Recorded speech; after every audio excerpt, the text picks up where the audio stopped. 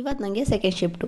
ಹಂಗೆ ಹೋಗ್ಬೇಕಾದ್ರೆ ವೇಸ್ಟ್ ತರಕಾರಿ ಎಲ್ಲ ಹಾಕಿಬಿಟ್ಟು ಗಿಡನ ನೀಟಾಗಿ ಎತ್ತಿಕ್ಬಿಟ್ಟು ನೆಕ್ಸ್ಟ್ ಎಲ್ರಿಗೂ ಬಾಯಿ ಹೇಳಿಬಿಟ್ಟು ನಾನು ಹೊರಟೆ. ಹೋಗ್ಬೇಕಾದ್ರೆ ಹಿಂಗಾಗ್ಬಿಡೋದ. ಏನ್ರ ಯಾಕೆ ಬರ್ತಾಯಿದ್ದೀರಾ? ಹಾಂ, ನಾನು ಹೋಗ್ತೀನಿ, ಹೋಗ್ರಿ.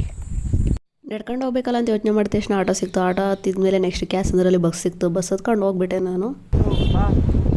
ಅಮ್ಮ ಫೋನ್ ಮಾಡಿಕೊಡು ಅಂದ ಆಮೇಲೆ ಮಾತಾಡ್ತಿರ್ಲಿಲ್ಲ. ಹೋಗ್ಬೇಕಾದ್ರೆ ಜಿಗಿ ಜಿಗಿ ಲೈಟ್ ನೋಡ್ಕೊಂಡು ಆಮೇಲೆ ನಮ್ಮ ಮನೆಯವ್ರು ಬೋಂಡ ತಗೊಬಂದ್ರು. ಮನೆಗೆ ಬಂದು ಬೋಂಡ ತಿಂದ್ಬಿಟ್ಟು ಕೂತಿದ್ರೆ ನನ್ನ ಮಗ ಫೋನ್ ಮಾಡ್ಬಿಟ್ಟ.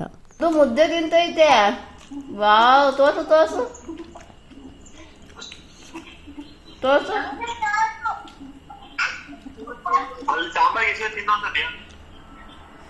ವಾವ್, ನಮ್ಮ ಹುಡುಗ ಎಷ್ಟು ಒಳ್ಳೆ ಬುದ್ಧಿ ಕಲ್ತೈತೆ. ಏನ್ ಚಿಚ್ಚಿ ಸಾರ್ ಅನ್ಸುತ್ತ ಅದಕ್ಕೆ ಊಟಕ್ಕೆ ಅಂತ ಫ್ರೈಡ್ ರೈಸ್ ಮಾಡಿದ್ದೆ.